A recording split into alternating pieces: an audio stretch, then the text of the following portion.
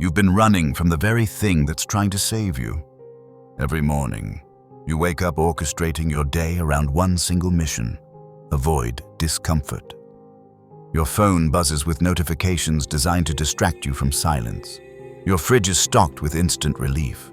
Your playlist drowns out the whispers of your own thoughts. But what if I told you that the pain you're medicating, the darkness you're illuminating, the breakdown you're preventing, is exactly where your real life begins? What if comfort isn't your sanctuary, but your prison? You're not healing, you're numbing, and there's a difference so profound it could rewrite your entire existence. Look around. Every surface designed to cushion you, every app engineered to deliver instant gratification, every therapy session promising you peace as a destination rather than clarity as a journey. You've been sold a lie wrapped in wellness language. That growth happens in the absence of pain. But your muscles don't grow when you're comfortable on the couch. They grow when they're torn, stressed, pushed beyond their familiar limits. Your mind doesn't expand when it's fed agreeable thoughts. It expands when it encounters ideas that shatter its comfortable frameworks. Your heart doesn't open when it's protected from loss.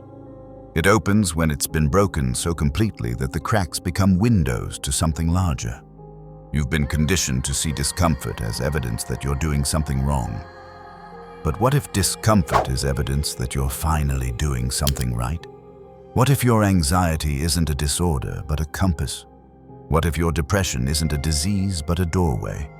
What if every moment you've labeled as wrong was actually your soul trying to break free from a life too small to contain it? The trap isn't that life is painful. The trap is believing that pain is the enemy. Nietzsche knew this secret. He whispered it through centuries of comfortable living. What does not kill me makes me stronger. But you've turned his revelation into a refrigerator magnet, stripped of its revolutionary power. He wasn't talking about surviving inconvenience. He was talking about the alchemical transformation that happens when you stop running from your darkness and start dancing with it. Jung understood it differently but equally profound. The most terrifying thing is to accept oneself completely. Not the Instagram version of yourself, not the version your parents want, the version that includes your shadows, your failures, your unhealed wounds. He called it individuation, the process of becoming whole by integrating everything you've been taught to reject about yourself. But here's what they both knew that your wellness culture doesn't. Integration isn't pretty. It's not a spa day for your soul. It's surgery without anesthesia. It's looking in mirrors that show you things you've spent decades hiding from. It's feeling emotions you've been medicating since childhood. The philosophers weren't speaking in metaphors. They were giving you a map that leads through hell to get to heaven. But you keep trying to build bridges over hell, wondering why you never arrive. Science has been quietly confirming what mystics have always known. Dr. Brené Brown's research on vulnerability reveals that the people who feel most connected, most alive, most authentic, they're not the ones who avoided shame. They're the ones who walked through it. They learn that shame loses its power when it's spoken, when it's witnessed, when it's no longer a secret you carry alone. Post-traumatic growth research shows us something even more radical, that trauma doesn't just wound, it can expand. People who've faced their deepest pain often report enhanced relationships, deeper spiritual awareness, and a more profound appreciation for life than those who've lived in perpetual comfort. Not because trauma is good, but because the human spirit has this mysterious capacity to transform poison into medicine. Watch a mother in labor. She's not comfortable. She's not peaceful. She's in the most intense physical experience possible. But she's also participating in the most profound creative act of existence. The pain isn't separate from the miracle. It is the miracle. The contraction isn't the opposite of birth. It's the mechanism of birth. Your emotional labor pains are trying to birth a new you. But you keep asking for an epidural for your soul. You keep wanting transformation without transition, breakthrough without breaking down, resurrection without death. You want to skip the crucifixion and go straight to Easter Sunday. But there is no Easter without Friday. There is no butterfly without the complete dissolution of the caterpillar. There is no phoenix without the ashes. Your pain isn't punishment, it's labor, and something is trying to be born. This is why you feel restless in your comfort, why success feels hollow, why your achievements taste like cardboard in your mouth, why you lie awake at 3 a.m. feeling like a stranger in your own life. You've been protecting yourself from the very experiences that would make you feel alive. Your relationships feel surface level because you've never allowed anyone to see you in your raw, unfiltered truth. Your career feels meaningless because you chose security over calling.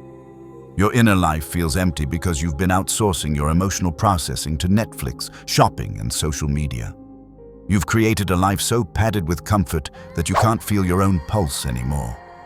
You've built walls so high to keep pain out that you've also kept joy, passion, and authentic connection at a distance.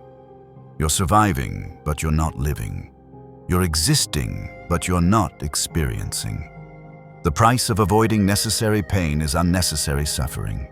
The price of running from temporary discomfort is permanent numbness. The price of medicating every difficult emotion is losing access to the full spectrum of human experience, including the emotions that make life worth living. They sold you comfort as freedom, but comfort became your cage. They taught you that happiness was the goal, but happiness became your prison. They promised you that the right products, the right mindset, the right technique would eliminate your pain. But they never asked you what you might become if you learned to alchemize that pain instead. The therapy industry tells you that healing means feeling better. The pharmaceutical industry tells you that mental health means mental comfort. The self-help industry tells you that growth means upgrading your thoughts like software. But none of them tell you that sometimes feeling worse is the first sign that you're finally feeling real. Your parents wanted to protect you from the pain they experienced, so they built a world designed to shield you from difficulty. But they also shielded you from resilience, from depth, from the profound satisfaction that comes from overcoming something that once seemed impossible. Society promises you that the next level of convenience will solve your problems.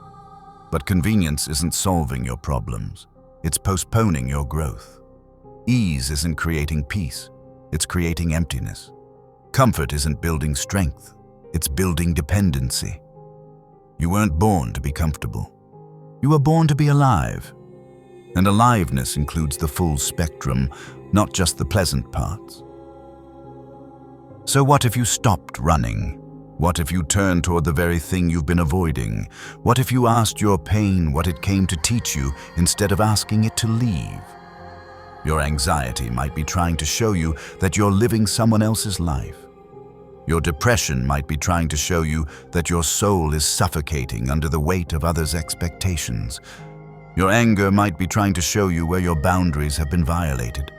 Your grief might be trying to show you how deeply you can love. Pain is not your enemy. Unconsciousness is. Suffering is not the problem.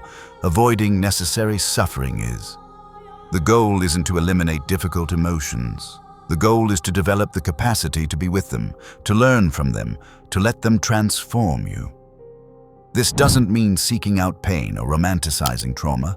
It means developing a different relationship with discomfort. It means seeing your difficult emotions as information rather than problems to solve. It means trusting that your psyche knows what it's doing, even when your ego doesn't understand. You are not broken. You are breaking open, and breaking open is how the light gets in. You came here thinking pain was the problem. You're leaving knowing that avoidance is the prison.